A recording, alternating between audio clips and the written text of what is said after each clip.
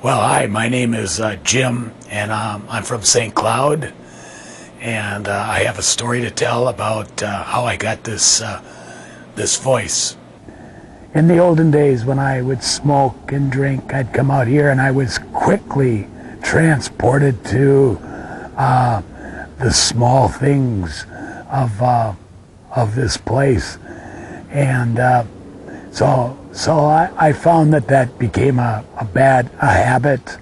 Well, I first got started smoking when I was about 20 years old, and actually I kept smoking up until the time that I was diagnosed with cancer of the vocal cords.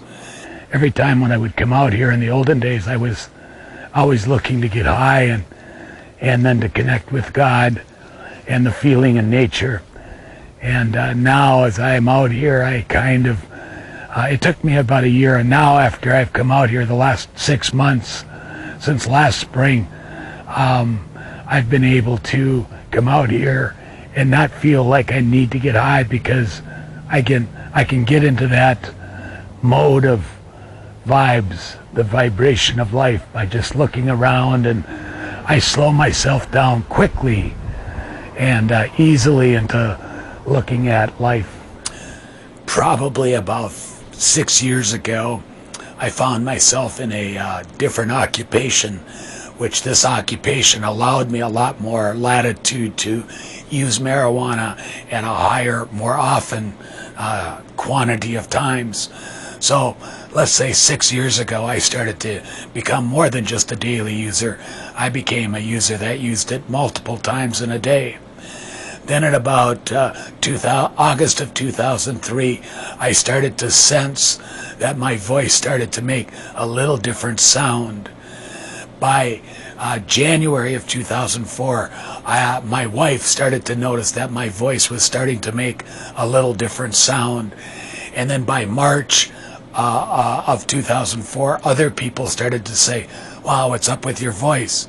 At the end of August, I was then diagnosed of having cancer and recommended that to have 40 radiation treatments on my voice. I had a interesting experience on Saturday. I was at this wedding, and the keyboard player came up to me and says, because I was talking to him, and he says, "Oh, I'm a pathologist also in the Minneapolis School District." And he says, "Well, I can maybe help you with your vocal issue." I says, "Not quite." I said, "I had my left vocal cord removed because I smoked too much pot." He kind of looked at me and he says, "Oh, geez, I just started smoking it again about 2 years ago." And I says, "Well, it could happen to you too." When you have an illness, most of the time it's me, me, me, me. However, you have to think about your family, my wife, my daughters, my mom, and other people that I am in contact with. What I have noticed is that Debbie was, first of all, very disappointed that I was using marijuana. She knew it, but she was very disappointed that I did.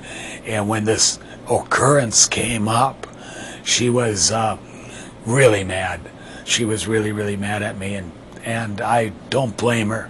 However, she is also very understanding and has accepted it and prays with me that I have been able to overcome the cancer and have been able to handle my addictions. I would say the last time I had surgery, when they had to crack my neck open here and give me a tracheostomy, I woke up and I was like dazed and confused, still had a migraine headache.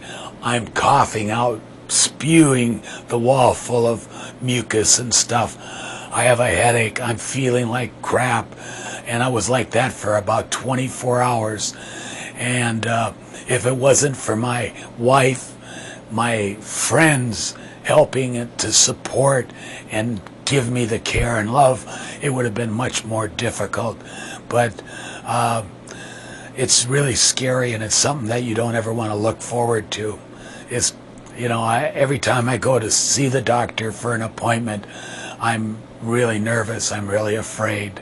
But now that I'm 55, I'm able to slow down and skip rocks and hug trees, smell the air, taste the tastes, touch the touches, feel the feels. Ain't nothing better than being alive. And I'm very appreciative of being alive and have been able to be thankful that my cancer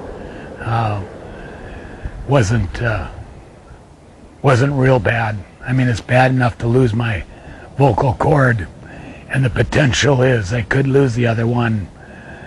And I'm just trying to have faith, be my best, and have a spirit about living. So, God, it's beautiful out here. I love it.